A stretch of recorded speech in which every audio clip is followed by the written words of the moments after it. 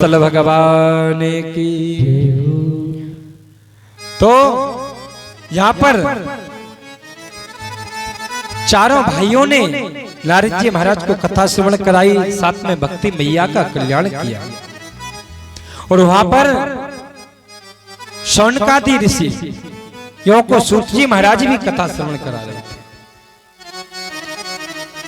तो उसके बाद में फिर जब यह भक्ति महारानी देवर्षि नारद ने प्रत्यक्ष देख लिया कि श्रीमद् भागवत के द्वारा महाराज किसी का भी कल्याण हो सकता है, तब जैसे ही देखा तो नारद जी महाराज ने पूछा कि आप यह बताइए महाराज, किससे जीते जागते व्यक्ति जो हैं उनका ही कल्याण हो सकता है? वो तो ठीक है, लेकिन कृपया करके आप ऐसा बताइए जिसने जीवन पर्यंत पाप के अलावा कुछ किया ही नहीं। तो महाराज वो बड़े सुंदर एक इतिहास सुनाते हैं कि नहीं, कहते हैं नारद, भागवत तो वो वस्तु है जो जीते को भी तारती है और मरते को भी तारती है। बोले महाराज कैसे? कि धन्या भागवती वार्ता प्रेट पीड़ा विनाशी। आगे जिस कथा में प्रवेश कर रहे हैं, इस कथा को बताते हैं कि कई लोग पूर्वज जो करवाते हैं कथा, तो पितरों के निमित्त से भी कथा करवाते हैं। तो प्रेत पीड़ा जिसने जीवन पर्यंत यदि पाप कर्म किए हों, उसको भी कथा श्रवण करने मात्र से महाराज उसका भी कल्याण होता है। तो हम लोग तो जीते जागते व्यक्ति हैं।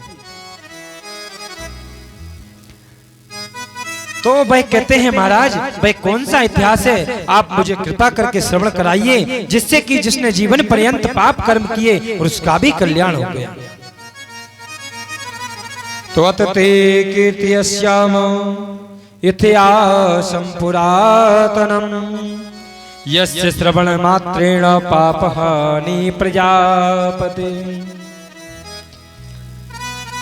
कि तुंगभद्रा तटे पूर्वम भूतपत्तनमुत्तमं यद्वर्णासु धर्मेणो तत्कर्म सत्व तत्परा। एक इतिहास सुनाता हूँ, इतिहासम पुरातनम, पुराना इतिहास सुनाता हूँ कि तुंगभद्रा तटे पूर्वम भूतपत्तनमुत्तमं यद्वर्णासु धर्मेणो तत्सत्कर्म तत्परा। तुंगभद्रा नाम का जो तट है वह अपना शरीर है।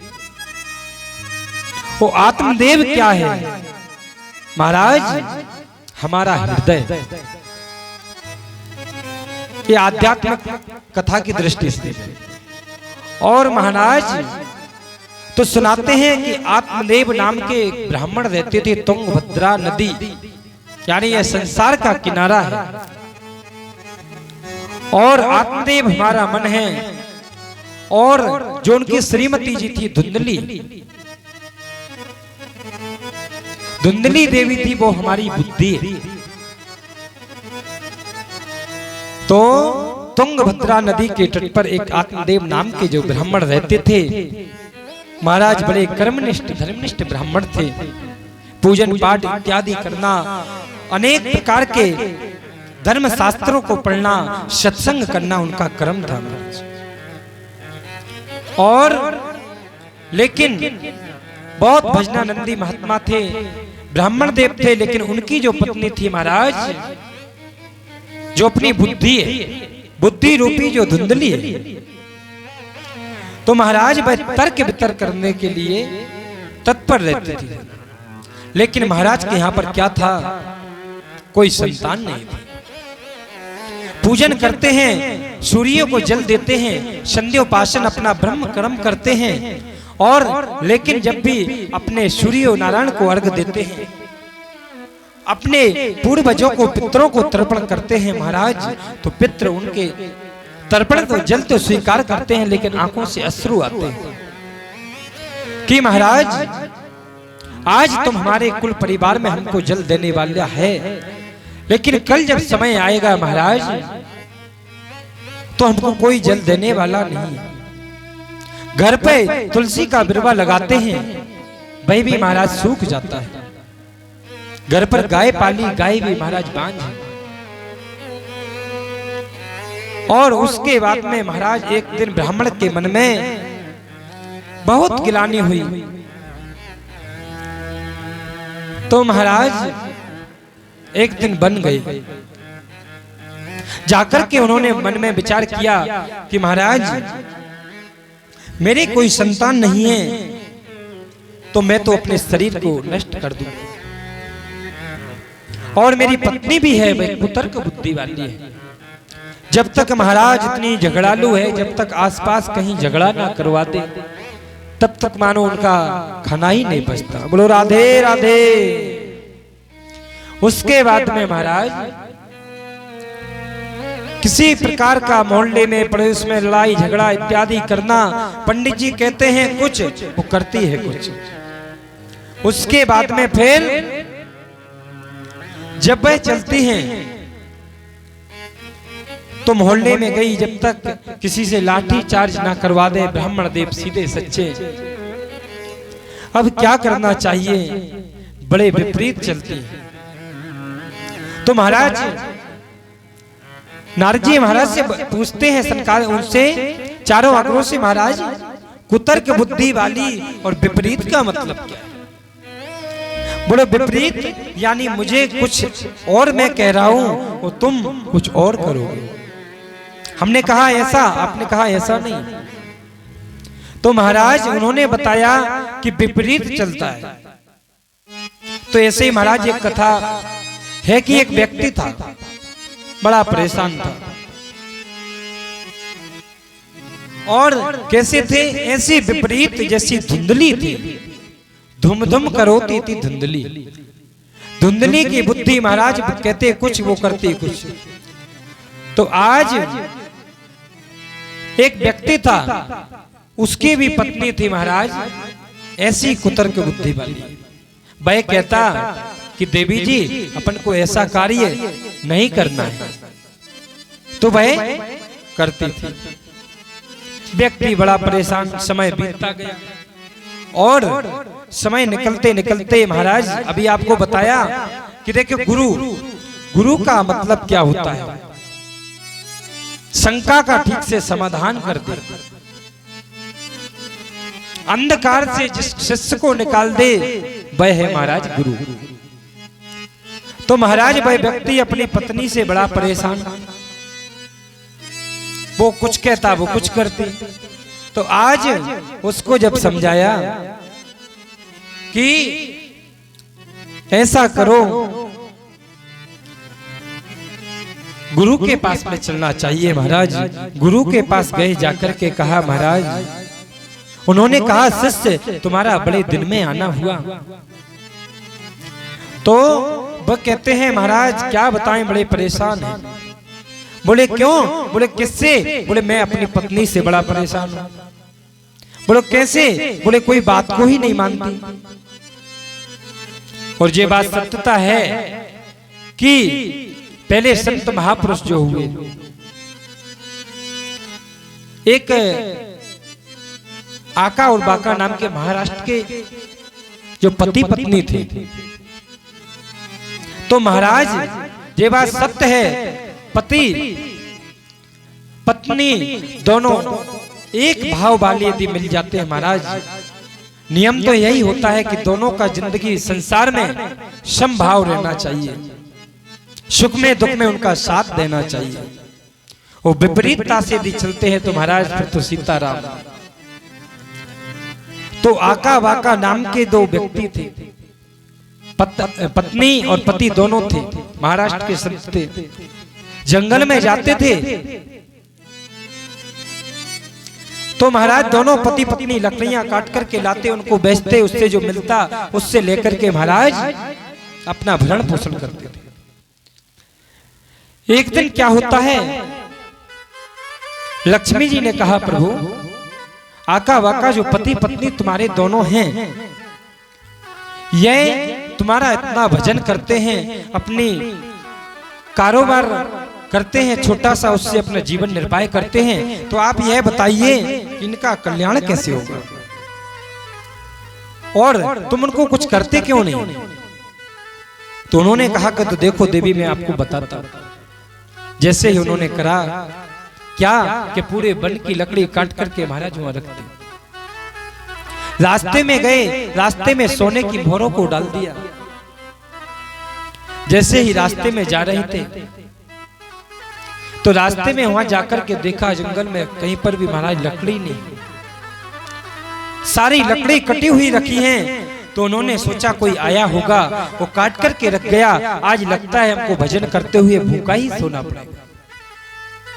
मन की वृत्ति देखिए कि देखो, और कोई व्यक्ति होता सोचता इसी में से लकड़ी लेकर के चल जाए, लेकिन वहां से निकले, देखा आज कुछ नहीं मिलेगा। जैसे ही आगे जा रहे थे, भगवान ने सामने मोहर डाल दी सोने की। तो जैसे ही वहां जा रहे थे महाराज, तो उन्होंने देखा, तो जैसे ही पति ने देखा सोने की मोहर पड़ी हुई है महाराज, उसने अपने अंगूठे से ऐसी मिट्टी को लिया और लेकर के उसके ऊपर डाल दी। तो उनकी पत्नी कहते हैं महाराज, मिट्टी पर क्यों मिट्टी डाल रहे हो? तो उनके पति ने कहा, देवी तुमसे, आप तो मुझसे भी आगे निकली। बोले कैसे? बोले आप, मैंने तो उसको सोना समझा कि कहीं ऐसा ना हो इस सोनू को देख करके मेरी पत्नी कहीं लोभ में ना पड़ जाए। कल आपको कथा श्रवण कराई ना, एक जंगल में राजा रहते थे, सोना चांदी यहां मिला तो भगवान से मिलने की वजह सोने की तरफ दौड़ने लगे। तो इसलिए मैंने उसके ऊपर मिट्टी डाली, और तुमने क्या कहा कि स्वामी ये मिट्टी के ऊपर मिट्टी क्यों डाल रहे हो? कहने का अभिप्राय यह है कि वही भी उसके लिए मतलब सोने की मोहर भी मिट्टी के समान है। तो पत्नी अनुकूल मिल जाए महाराज तो बहुत अच्छी बात है, और विपरीत मिली तो तुम्हारा कलह प्रिया। आत्मदेव ब्राह्मण की जैसी बुद्धि रूपी धुंधली देवी है कि ब्राह्मण को जीना हराम कर दिया। तो भाई गुरुदेव के पास में गए, जाकर के उन्होंने कहा, गुरुदेव कोई ऐसा उपाय करो कि मैं अब इस पत्नी के साथ रहना ही नहीं चाहता, यानी रहना नहीं चाहता, यानी ज्यादा परेशान हो गया। अब गुरुजी ने कहा कि ऐसा तो भाई किसी का घर बसा सकते हैं, बर्बाद करना तो हमारे बस की बात नहीं है। उसने कहा, गुरुजी मैं यदि देखो चिल्ला, यदि खुशी रहे वो कार्य करना चाहिए। तो बोले भाई उपाय बता देता हूं। बोले महाराज मुझे छुटकारा चाहिए। बोले करते कैसे? बोले मुझे कहना है कि आज फलानी जगह भागवत हो रही है, वहां कथा श्रवण करने चलना है।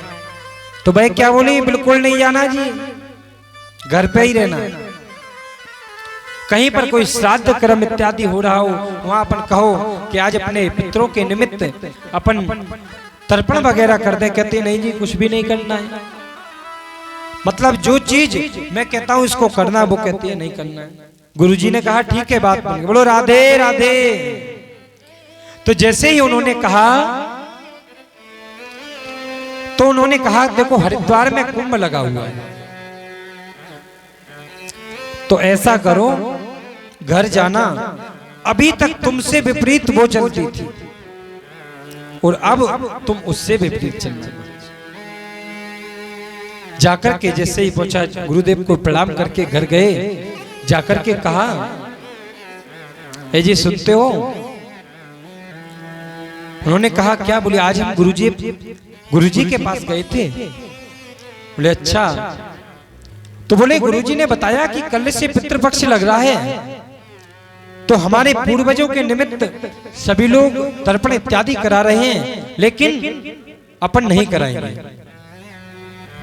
उन्होंने कहा नहीं कराएंगे। बोले क्यों नहीं कराएंगे? इतने साल हो गए हमारे पूर्वजों को जाते हुए, हम जरूर कराएंगे। उसने कहा बात बन गई। उसके बाद में कहते हैं आज हम ब्राह्मणों को भोजन नहीं कराएंगे, सब लोगों के वहां पर हो रहा। उसने कहा कराएंगे, आज तक हमारे घर पर महाराज ब्राह्मणों के भोजन नहीं हुए, तो हम तो नहीं कराएंगे, सब लोग करा रहे, कराते रहने दो। उन्होंने कहा नहीं जी, मैंने भी सुना है कि तर्पण होते हैं, वहां ब्राह्मणों को भोजन कराते हैं, रिश्तेदारों को बुलाते हैं जब श्राद्ध पक्ष आता है। और वैसे भी कन्या पूजन, ब्राह्मण पूजन, संत पूजन महाराज किया जाता है। तो उसमें बताया कि देखिए, कहते हैं कि जिस घर में कभी कन्या का पूजन नहीं हुआ हो, कन्या का भोजन नहीं हुआ हो, महाराज उस घर का अन्न खाने में दोष लगता है। कहते हैं ना, जैसा खाओ अन्न वैसा होगा मन। और महाराज जिसमें ब्राह्मण के पग ना पड़े हो, ब्राह्मण का भोजन ना हुआ हो, कभी, ये नहीं कह रहे कभी भी, तो महाराज उस घर का अन्न खाने में दोष लगता है, शास्त्र कह रहे। और महात्माओं का, संतों का पग ना पड़ा हो, उनको भोजन नहीं किया हो, तो महाराज उसमें भी दोष लगता है। इन 3 लोगों का यदि पग जब वास्तु अनुसार गृह प्रवेश किया जाता है महाराज, सर्वप्रथम कलश लेकर के कन्या दावा पैर, दाहिना पैर रख करके महाराज अंदर प्रवेश करती है। विधान वास्तु का कई लोग करवाते हैं मकान का। उसके बाद में फिर महाराज गाय को प्रवेश कराया जाता है। तीसरे नंबर पे ब्राह्मण को प्रवेश कराया जाता है। और उसके बाद में महाराज फिर सब लोग घर के अंदर प्रवेश करते हैं। तो इसमें महाराज दोष लगता है। तो बोले वह हम जरूर कराएंगे। तब उन्होंने कहा देवी ठीक है, कराएंगे तो अच्छी बात है, लेकिन कुंभ का मेला लगा है, वहां भीड़ भाड़ बहुत ज्यादा है हरिद्वार में। बोले वहां जरूर नहीं जाएंगे। बोले नहीं जी, शादी हुए पूरे 10 साल हो गए, आज तक कहीं भी नहीं गए, तो आज सब लोग कुंभ जा रहे हैं तो हम भी कुंभ जाएंगे। और जैसे ही महाराज गए, जाकर के हरिद्वार गंगा जी के किनारे पर पहुंचे, और किनारे पर पहुंचे और सभी लोग गंगा जी में स्नान कर रहे थे। तो गंगा जी, हरिद्वार आप लोग गए होंगे तो वहां पर जंजीर बंधी रहती है, किसी कलुषित प्राणी की कथा है। तो उन्होंने कहा कि देवी यहाँ पर बहुत पानी है, बहुत गहराई है, ज्यादा गहरे में मत जाना। अब वो तो विपरीत ही थी। बोले जंजीर को पकड़ के रखना। जैसा ही डुबका लगाया महाराज, और उन्होंने कहा जंजीर को ठीक से पकड़ के रखना, नहीं तो पता चले कि हाथ छूट जाए तो डूब जाओगे। उन्होंने कहा नहीं जी, बिल्कुल नहीं पकड़ूंगी। और जब नहीं पकड़ा तो हाथ छोड़ा, महाराज गहरे पानी में गई। सो गोविंदाय नमो नमः। और भय हाथ जोड़ करके बोलता है सद्गुरुदेव भगवान की। बड़े महाराज मुझे छुटकारा चाहिए था, छुटकारा मुझे मिल गया, इसलिए उसने कहा इसको मत पकड़ो, छोड़ दिया तो चली गई। तो महाराज गुरु वो है, यदि ज्यादा व्यक्ति परेशान हो जाए, वो कहते नहीं है गुरु और ब्राह्मण वो है। एक कहावत में कहते हैं ब्राह्मण यदि चाहे हर व्यक्ति डॉक्टर के वहां जाओ, तो डॉक्टर एक प्रक्रिया रखता है कि चलो कोई मरीज आएगा, और किसी वस्तु सामान वाले के पास जाओ तो किसी ना किसी प्रकार के एक आश्वासन रखता है। लेकिन ब्राह्मण संत महानुभाव सब एक ही उत्कंठा रखते हैं कि कोई भी धर्म कार्य कराएंगे और 1 से लेकर के 4 का कल्याण करेंगे महाराज। तो कार्य में उत्कंठा वो रखना चाहिए जिससे अपना तो कल्याण हो तो हो, 4 का और कल्याण करना चाहिए। बोले भक्तवत्सल भगवान की। तो महाराज इतनी कलह करने वाली वह धुंधली, तो आज ब्राह्मण गए, जाकर के वहां पहुंचे। पहुंच करके उन्होंने जैसा कहा, तो जाकर के प्रभु ने सोचा संत जंगल में बैठे हुए हैं, हो सकता है परमात्मा का लिए बैठे हो महाराज। जाकर के ब्राह्मण का वेश बनाया और परमात्मा उनके सामने संत के वेश में जाकर के कहते हैं प्रभु हरे ब्राह्मण, कतम रोदसी विप्रत्वम काते चिंतावलीयसी। हे विप्र, आप क्यों रो रहे हो? क्या दुख है? दुख का कारण मुझे बतलाओ। तो जैसे ही प्रणाम किया महाराज, अपने सर को संत के चरणों में रखा, रख करके कहने लगे, बोले महाराज मेरे कोई संतान नहीं है और मुझे संतान चाहिए। मेरे मन में उत्कंठा है कि मैं अपने आंगन में बच्चा खेलते हुए देखना चाहता हूँ। और महाराज मेरे यहाँ गाय है, गाय को भी कोई संतान नहीं है। घर पे तुलसी का बिरवा लगाया महाराज, वही भी सूख गया। तो संत ने सोचा कि चलो, मैंने तो सोचा कि जंगल में यदि बैठा है तो परमात्मा के दर्शन के लिए बैठा होगा, यह तो संसारी माया को लेकर के आज बैठा है। तो जैसे ही उन्होंने कहा, अरे क्यों बच्चे के चक्कर में पड़ते हो? महाराज सगर थे और उनके 10,000 पुत्र थे। उन्होंने क्या कर लिया? एक ने भी सुख नहीं दिया। कपिल मुनि के श्राप से जल करके भस्म हो गए महाराज। तो महाराज पुत्र उत्तर के चक्कर में मत पड़ो। नहीं मानते मैं आपकी रेखा देखता हूँ महाराज। जैसे ही रेखा देखा तो मस्तिष्क रेखा देख करके देखा, उनसे कहा, ब्राह्मण तुम्हारे एक जन्म नहीं 7 जन्मों तक कोई संतान नहीं है। अब तो ब्राह्मण देव सर पटकने लग गए। सर पटक पटक करके कहते हैं, महाराज जीवन में तो कहते हैं, उन्होंने कहा कि महाराज कहने लगे, एक जन्म की नहीं 7 जन्मों का बता दिया। जिंदगी में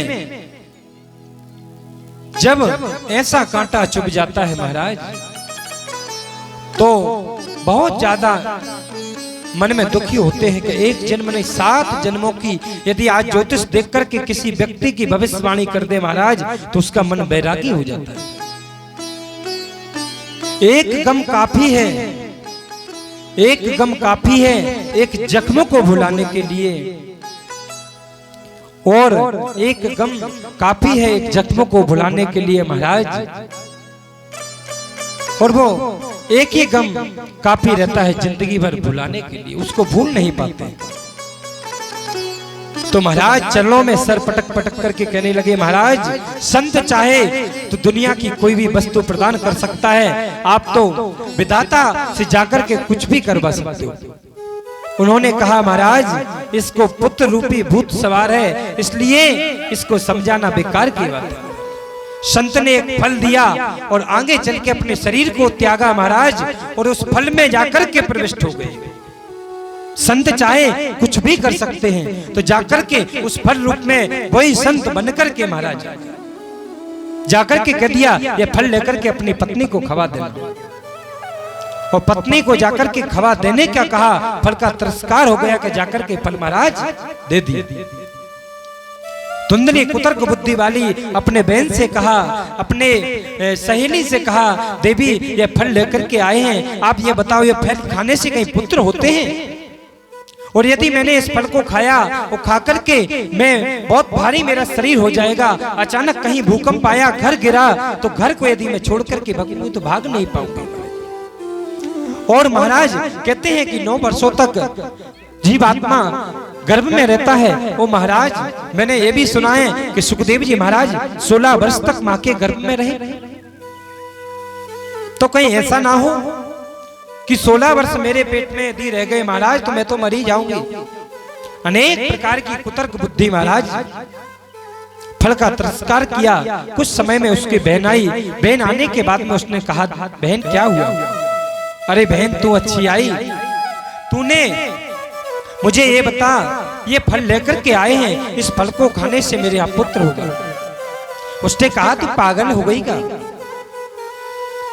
तो उसके बाद में उन्होंने कहा कि बोले यदि ऐसी बात है, तुझे फल ला करके दे दिया, तू ऐसा कर, इस फल को लेकर के गाय को क्यों नहीं खिला देती,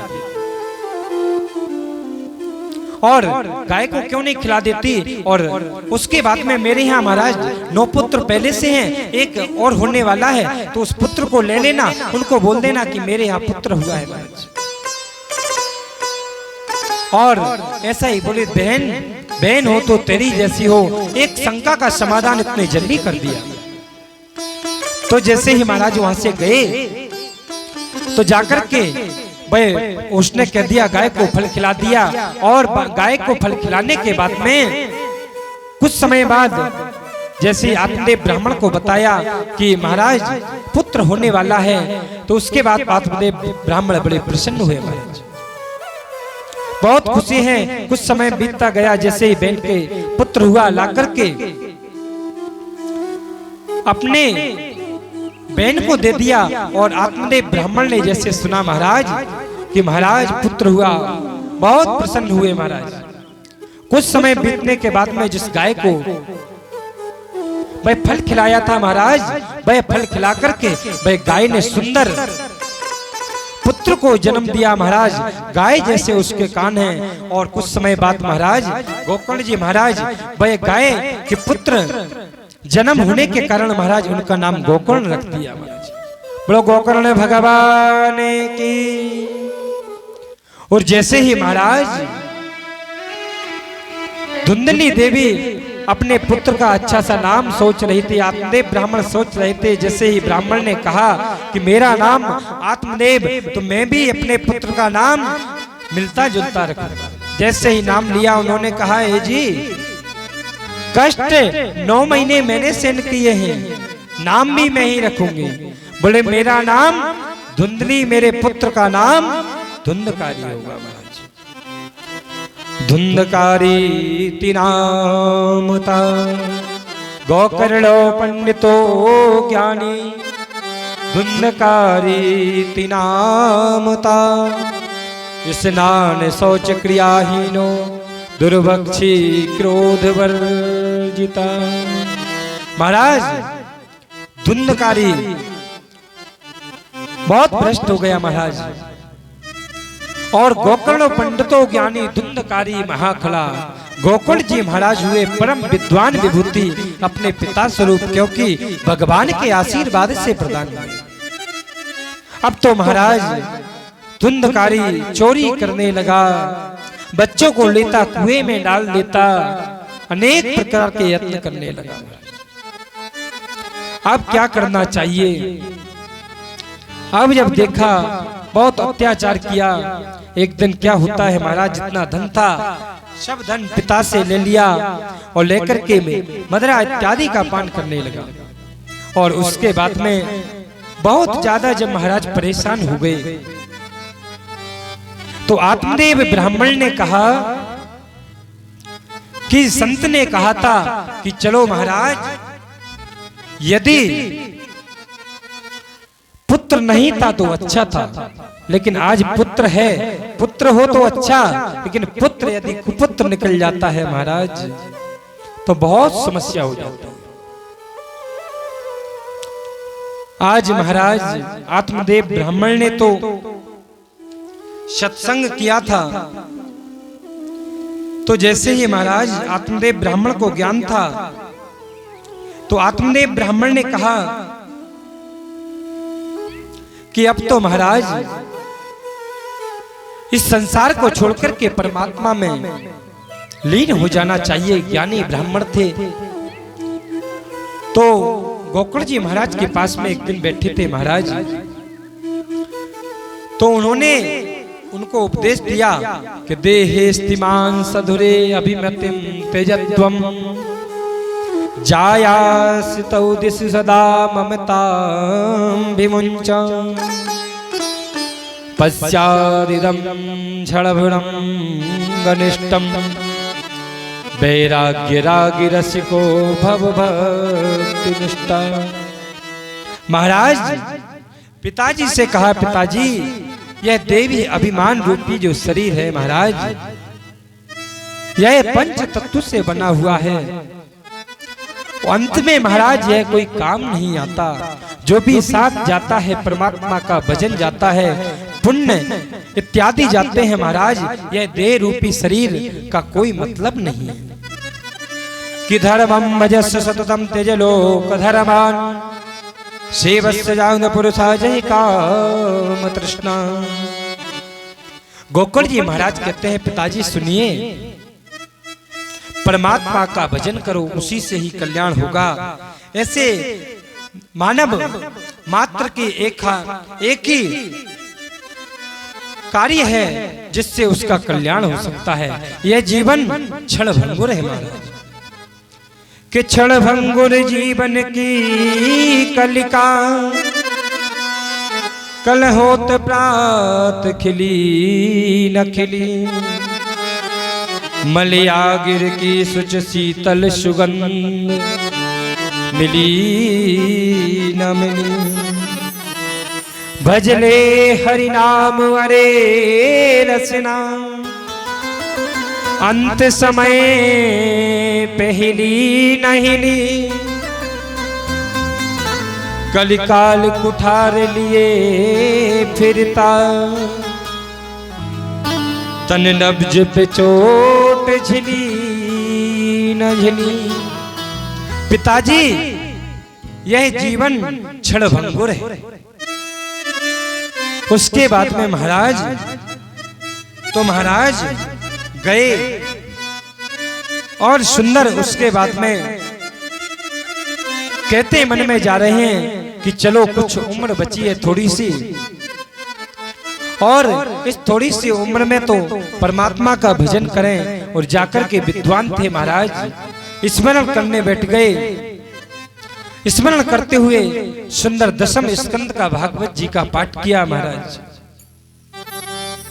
और पाठ करते हुए परमात्मा में विलीन हो गए।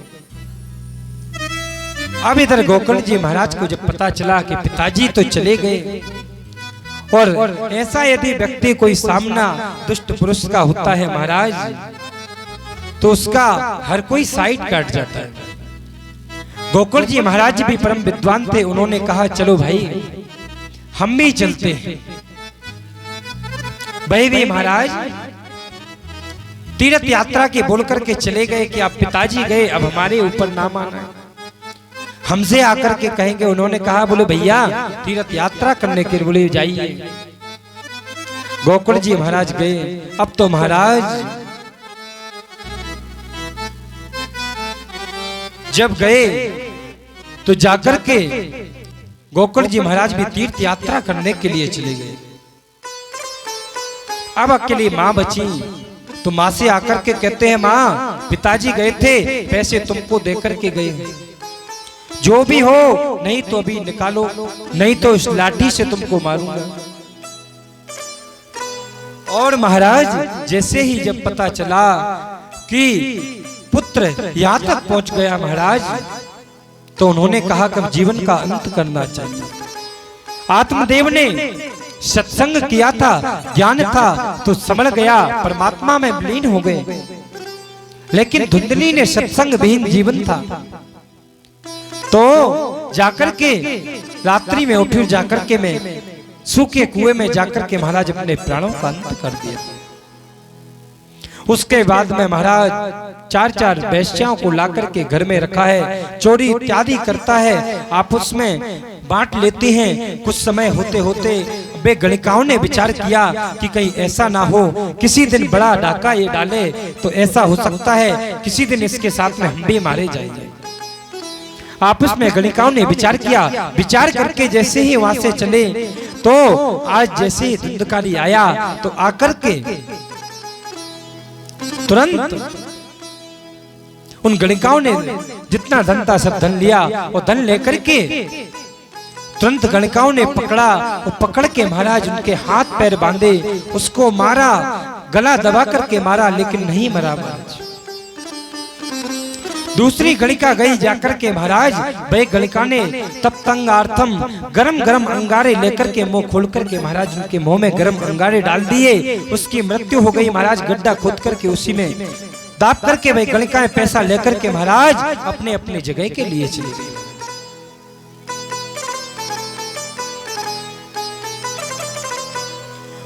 उसके बाद में महाराज जैसे ही गई,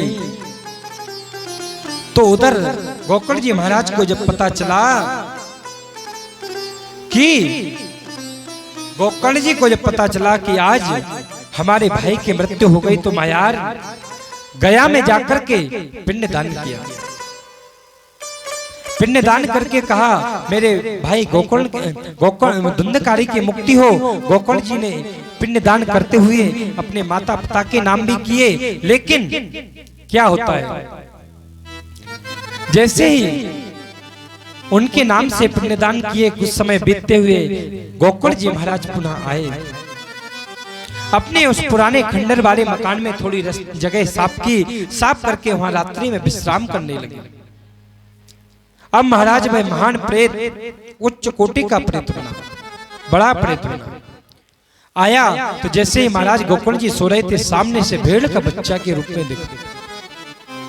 कुछ समय बाद देखा महाराज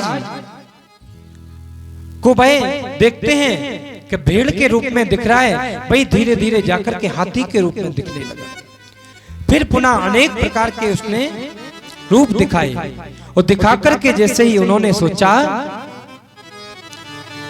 फिर एक पुरुष रूप में आया। और गोकुल जी महाराज ने देखा, ये मैं क्या देख रहा हूं, धुंधकारी के नाम मैंने पिंडदान कर दिए, लेकिन यह प्रेत कौन है। गोकुल जी महाराज ने अपने कमंडलू से जल लिया। जल लेकर के जैसे महाराज उस प्रेत आत्मा पर मारा, महाराज वह तुरंत बोल उठा कि हम भ्राता तो दियोस्मि धुंधकारी नामता, शुक्रिनी वेदोषेणो ब्रह्मत्वं नास्तितं मया। महाराज हम भ्राता तो दियोस्मि धुंधकारी नामता, मैं तुम्हारा भाई धुंधकारी हूं। उन्होंने कहा, धुंधकारी, मैंने तुम्हारे नाम से पिंडदान किए, और पिंडदान करने के बाद में तुम्हारी मुक्ति नहीं हुई। तो भाई महान प्रेत आत्मा कहता है कि महाराज आप एक क्या 100 पिंडदान भी यदि मेरे नाम से कर देते हैं तो मुक्ति नामे भविष्यति, मेरी मुक्ति नहीं हो सकती। बोले क्यों? बोले मैं उच्च क्वालिटी का प्रेत हूं, क्योंकि मैंने ब्राह्मण कुल में जन्म लिया और उस ब्राह्मणत्व को ही नष्ट कर दिया, मदिरा का पान किया, एकदम पूरे अनिष्ट कार्य कर दिए, तो मेरा कल्याण ऐसे नहीं हो सकता।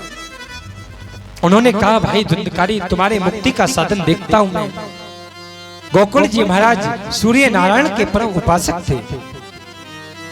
सूर्य नारायण को सुबह अर्घ दिया, पूजन किया। हे सूर्य नारायण भुवन भास्कर, कृपया करके आप यह बताइए कि मेरे भाई धुंधकारी की मुक्ति कैसे होगी।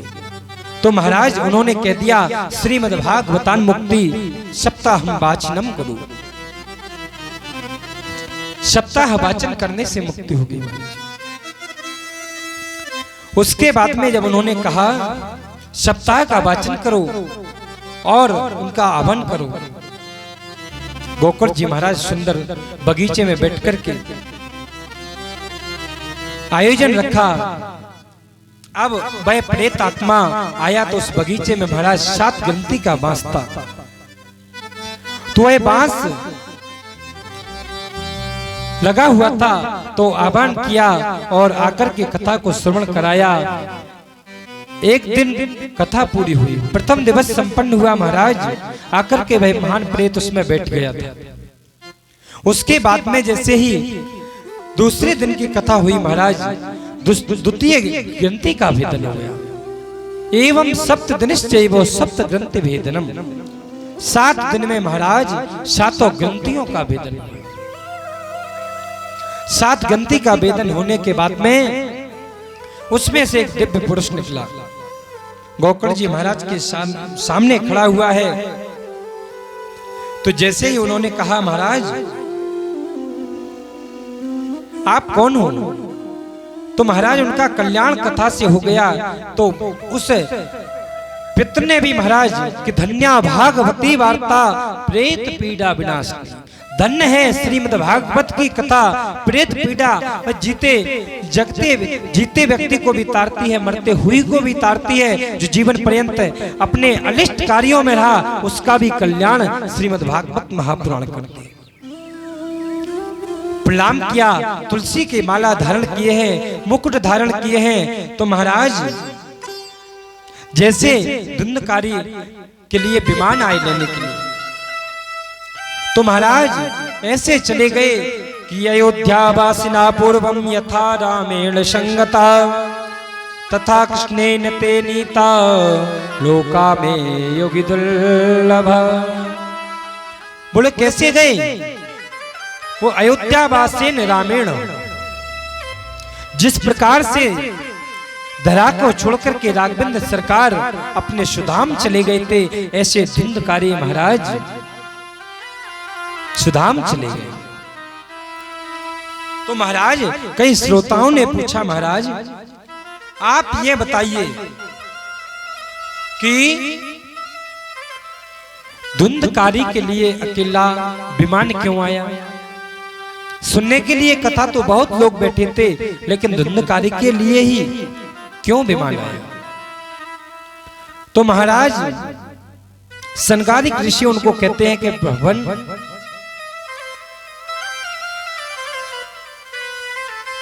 ऐसा होता है, देखो कथा तो सभी श्रवण करते हैं,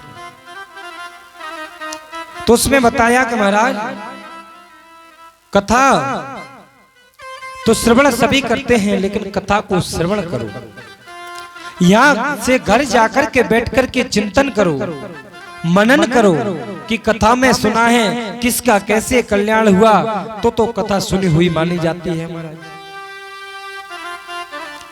और कथा को श्रवण किया, सीधे एक उस चीज पर आ जाओ जिससे कि जिस व्यक्ति को प्यास हो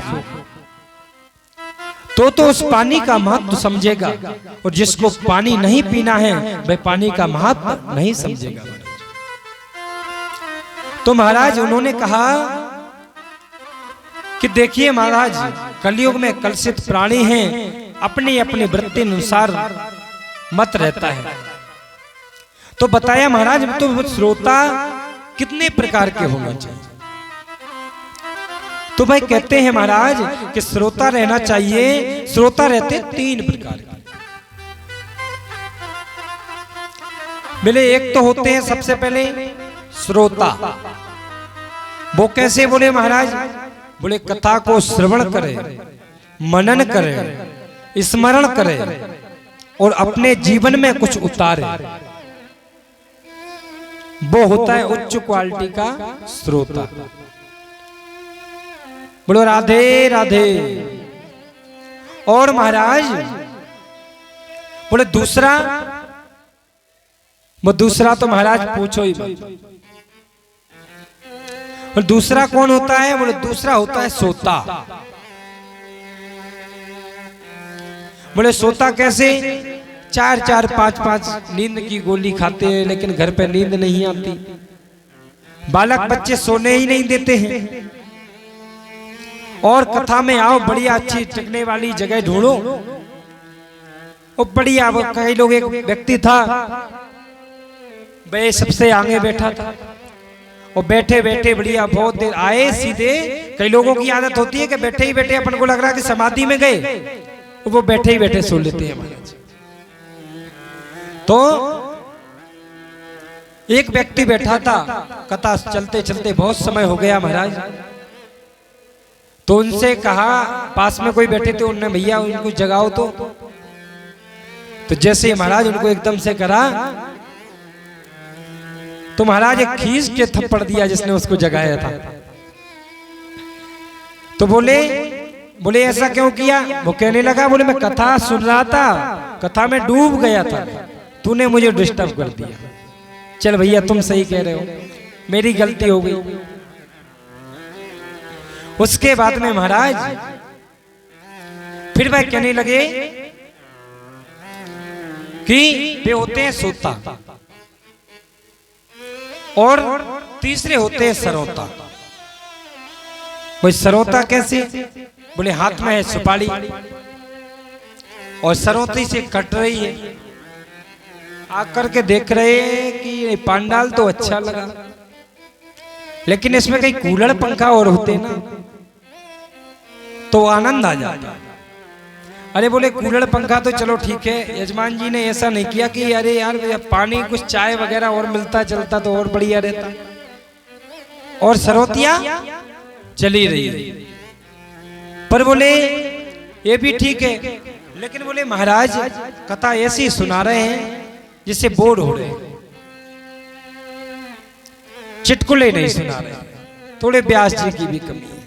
मतलब सरोती 5 मिनट खड़े नहीं हुए, सरोती की तरह जबान चलती रही और कमियां निकाल करके चल दी। वे होते हैं महाराज सरोता। तो उसके बाद में धुंधकारी ने कथा को श्रवण किया, मनन किया, स्मरण किया, तो उसका मोक्ष हो गया। तो एक बात बताओ, यदि फिर जब कुछ श्रोता थे वे श्रोता कहने लगे कि महाराज हमको विमान क्यों नहीं आया, तो कृपया करके आप मुझे बताइए, जितने सब लोग बैठे हैं, कि विमान यदि आएगा तो जाने के लिए कोई तैयार हो तो हाथ ऊपर करके बताओ। बिल्कुल नहीं जाओगे। तो मतलब एक तो उन्होंने कहा कथा का महत्व, उन्होंने जिसको जिस वस्तु की जरूरत रहती है उन्होंने मनन किया, क्योंकि उनको मोक्ष होना जरूरी था।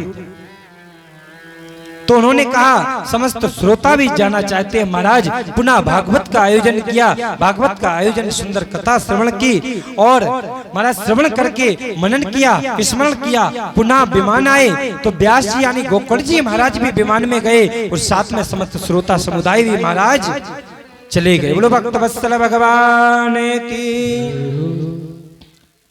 और उसके बाद में महाराज सभी का कल्याण हो गया। तो ये मंगलमय कथा को श्रवण करा दिया और श्रवण कथा कराने के बाद में फिर महाराज जन्म, फिर मंगलाचरण करते, जन्माद्यस्य तोन्मयादितरतश्चार्थे सुविज्ञास्वराट तेने ब्रह्म हृदय आदि कवये मुह्यन्ति सूर्या तेजो वारिमृदां यथा विनिमयो यत्र सर्गो मृषा। महाराज इसमें जन्माद्यस्य धर्म की संस्था के बारे में उन्होंने श्रवण कराया महाराज, और उसके बाद में सत्य स्वरूपी परमात्मा को सत्य सत्य कहकर के उसका विवेचन किया। यह कथा को श्रवण कराते हुए सत्य व्रतम सत्य परम सत्यम सत्यस्य योनि नीचे से सत्य सत्यात्मकांतम शरणम परम, सत्य की व्याख्या की महाराज। उसके बाद में महाराज और अनेक कथाएं श्रवण कराने लगे।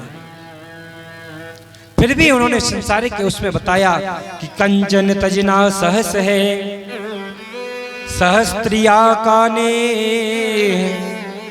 ओ मान बड़ाई ईर्षा दुर्लभ तजनाने। धर्म संस्था के बारे में बताया, यदा यदा धर्मस्य ग्लानिर्भवति भारत अभ्युत्थानाय धर्मस्य तदात्मानं सृजाम्यहम्। धर्म की व्याख्या करते हुए आगे जाते हैं। उसके बाद में महाराज सुखदेव जी महाराज के जन्म की कथा श्रवण कराते हैं। कहते हैं महाराज बताया कि सुखदेव जी महाराज ने सुख स्वरूप जो थे उन्होंने कैसे कथा श्रवण की। फिर वह कहने लगे कि महाराज गोलोक धाम में श्री राधा रानी वास करती थी और श्री दामा नाम के उनकी जो सखा थे वह राधा रानी के साथ में रहते थे। उसके बाद में वहां रहते थे तो उन्होंने जाकर के कहा कि ऐसा करो कि जाकर के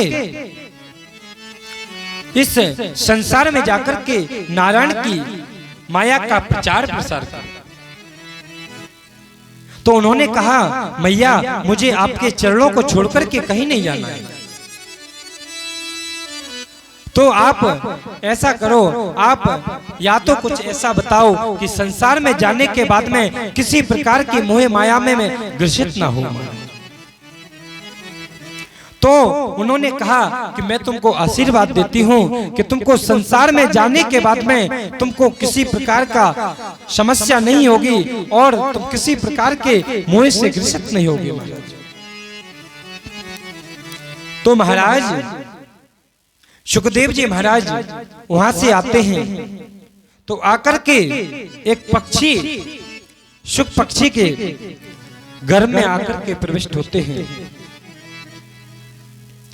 तो वहां पर जैसे आए तो आकर के महाराज एक बार भगवान भोलेनाथ वहां बैठे थे और कथा श्रवण करा रहे थे। तो यहां से नारद जी महाराज ने कहा कि एक समय की बात है कि नारद जी महाराज के मन में विचार आया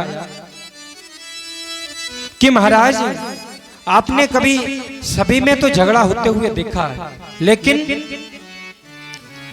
ब्रह्मा ब्रह्माणी में आपने झगड़ा करवाया, लक्ष्मी में विष्णु में आपने झगड़ा करवाया, लेकिन मैंने आज तक भगवान भोलेनाथ बर्फीले प्रांत कैलाश पर्वत पर विराजमान रहते हैं, तो लेकिन माता पार्वती में मैंने आज तक कभी झगड़ा नहीं करवाया। तो आज नारद जी महाराज कैलाश पर्वत पर गए और जाकर के जैसे ही वहां पहुंचे और माता जी को प्रणाम करते हुए कहा, तो उन्होंने कहा नारद बहुत दिन में आना हुआ। तो वे कहने लगे माता आजकल मैंने सभी लोगों में जाना आना बंद कर दिया है। बोले क्यों? बोले संसार में अब लोगों का जो प्रेम है महाराज बनावटी हो गया है। बोले कैसे? बोले संसरती इति संसार, इसमें लोगों की वृत्ति आसवी वृत्ति हो चुकी है। किसी व्यक्ति से यदि अच्छी सलाह देते हैं तो उसको बुरा लगता है, बात बात पर झूठ बोलते हैं, मन में कुछ और लेता है और कहते कुछ और है और करते कुछ और है। देवी कहती है महाराज लेकिन हमारे इधर तो ऐसा कुछ भी नहीं। बोले क्यों? बोले देखो हमारे यहां हमारा वाहन क्या है? शेर। वो भगवान भोलेनाथ का वाहन बैल नंदी बाबा। तो महाराज कहीं से कहीं उनका वो नहीं होता, लेकिन हमारा यहाँ प्रेम का प्रतीक है। और महाराज भगवान भोलेनाथ के गले में सर्प और कार्तिकेय जी का वाहन मयूर, इनका भी नहीं रहता है। तो महाराज हमारे यहाँ तो ऐसा कुछ भी नहीं है, और भी कई वो है।